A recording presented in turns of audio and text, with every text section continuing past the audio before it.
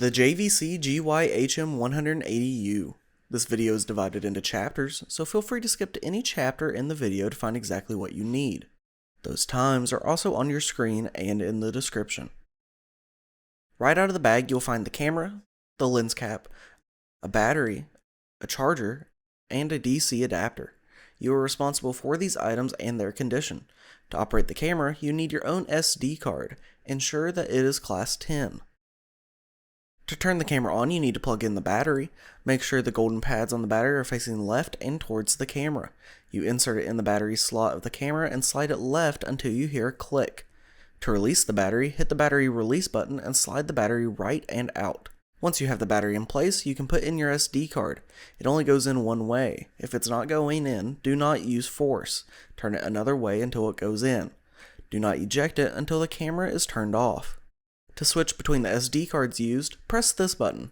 The light labeled A and B will be lit to show which SD card is in use. With the battery and SD card in, it is time to turn the camera on. The left side of the camera has a switch that says on and off, and has a blue button on the switch. To turn the camera on, you need to click in the blue button and hold it as you slide the switch to on. Do not use force. If the switch is not sliding, the button is not pressed in. You will see a green light when the camera is on. To see what is going on, you have two options, the viewfinder and the LCD monitor. To use the monitor, pull it out until it is fully extended and swivel it until you see it.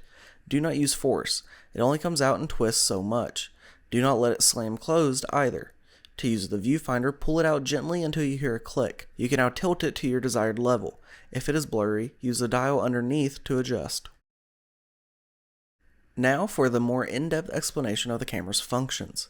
Let's start with the zooming. You have three options, the zoom ring, the zoom button on the top, and the zoom button on the right of the camera. Each button has two options, T for telephoto and W for wide. Hitting T zooms in, and hitting W zooms out. You can see your level of zoom here on the monitor. Next, we can focus. When shooting a subject, zoom all the way into their eyes and hit the focus mode button until your monitor says MF followed by a number. Now, as you rotate the focus ring, the focus shifts towards and away from the camera. Rotate until you see the subject in focus. Now you can zoom out and the focus is set at that specific distance.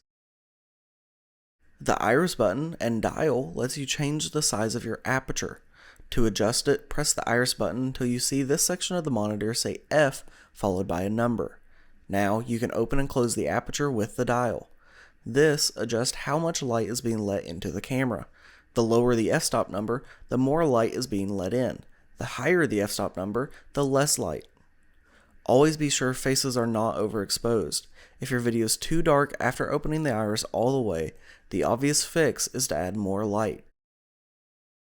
The button, labeled Low Lux, turns on the low light shooting mode.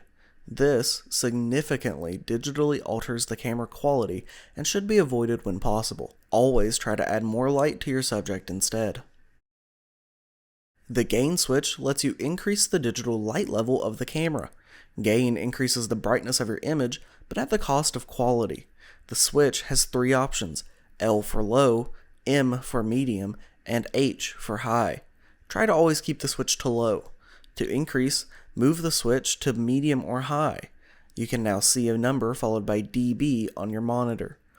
If possible, try to add more light to your subject instead. Gain can be useful in a pinch, but the brighter you go, the more noise you introduce to your recording, and this can make the final image look grainy. The zebra button lets you see your exposure on the monitor. Anything that is overexposed at or within the set percentage will have black and white stripes.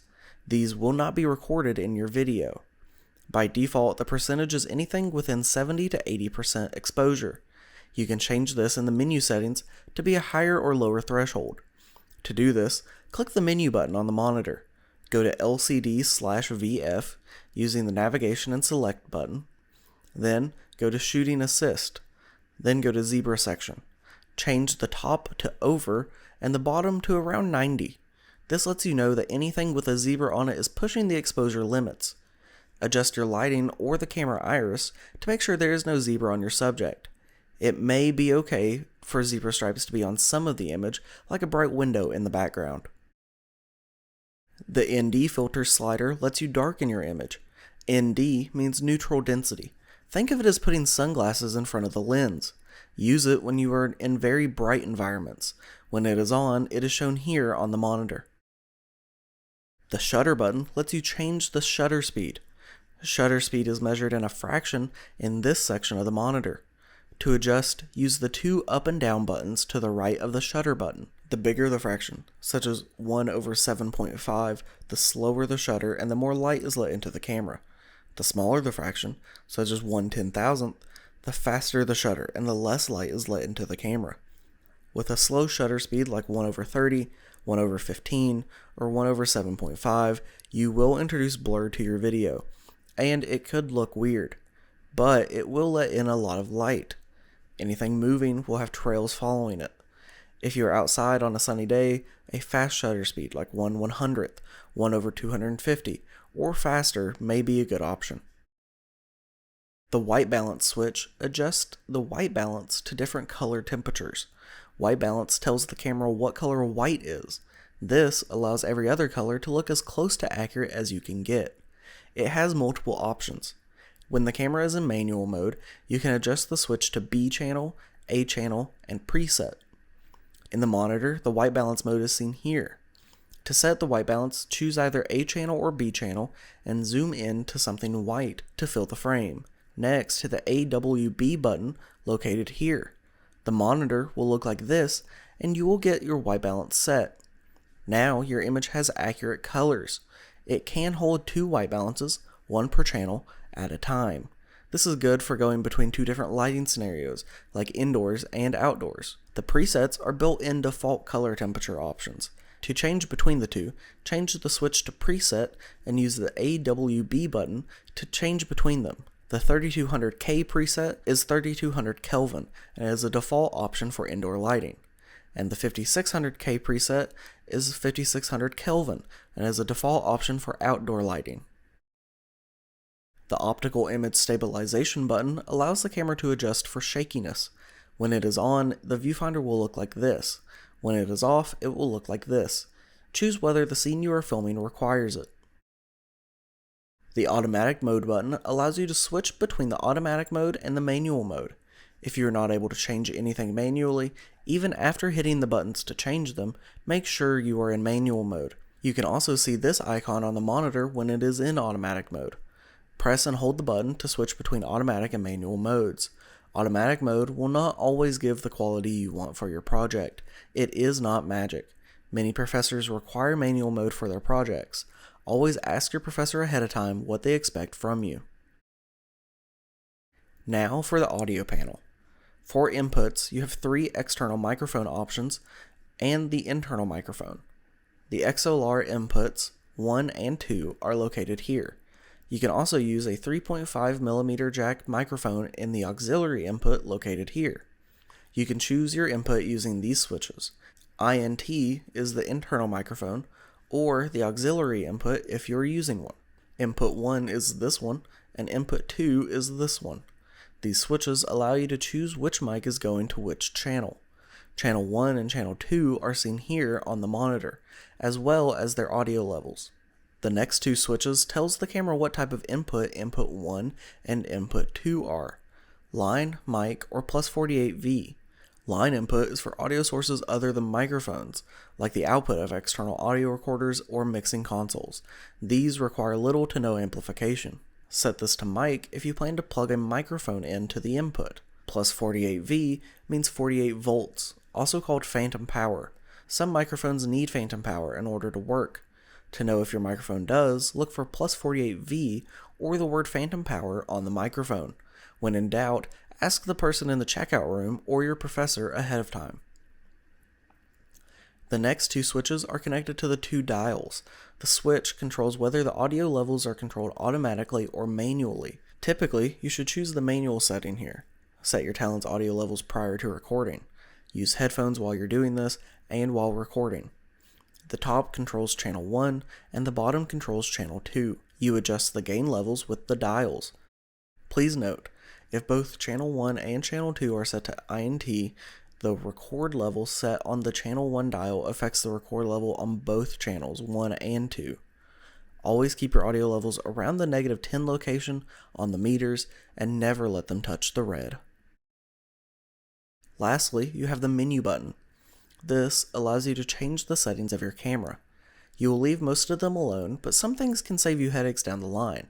Control the menu with the navigation and selection button. To format your SD card and make sure it works with your camera, press the menu button and go to System, then go to Media. Then go to Format Media and select your SD card. Be careful. While this ensures the SD card works, it also wipes it clean of everything on it, and only do this when it is safe to wipe the card. There are a few things you will want to make sure of before you start recording. In the LCD/VF menu, go to Marker Settings. Here, you can turn on a Rule of Thirds grid. In the System menu, go to Record Set, then go to Record Format. Under System, you can change between Standard Definition, High Definition, and 4K. Under Format, you can select what type of file the video will be saved as. Under Resolution, you can change the resolution size. The frame rate option lets you change between the frame rate. Sometimes you will have an option between I and P. In general, always choose the one with P. Let's go over the general layout and button functions of the camera. Starting at the front left side, you have your focus ring, then your zoom ring. Next, starting at the top, you have your focus assist button, and beside it is the timecode button. Next, you have your ND filter switch. Then below it, you have your automatic and manual focus button. Beside it is your fully automatic and manual mode button. Below is a dial used to adjust the iris, and on the front of the dial is your white balance button. Along the bottom, you have your iris mode button, your gain control switch, the white balance switch, the stabilization button, the automatic brightness adjustment button, the shutter button, and volume buttons. These volume buttons are also used to adjust the shutter. The top of the left side has the power switch and the camera mode button. The handle has your audio panels on your left and the audio inputs on the right. The top of the handle has a zoom button, a zoom speed switch, and record button. Underneath the LCD monitor is your SD card slot and SD card selector button. You have your low light button, camera review button to see what you last recorded, zebra button, display button, and your camera status button. On the right of the camera, you have an HDMI output for an external monitor and an SDI output for an external monitor. You then have your extended focus button, another zoom button, and 2 different record buttons. Along the back of the camera, you have your battery slot, the battery release button, your DC power input, a remote input, a 3.5mm jack for microphones, a headphone jack, and an audio-video output terminal. Now you can be confident when going to shoot your next project. When in doubt, ask your professor for help.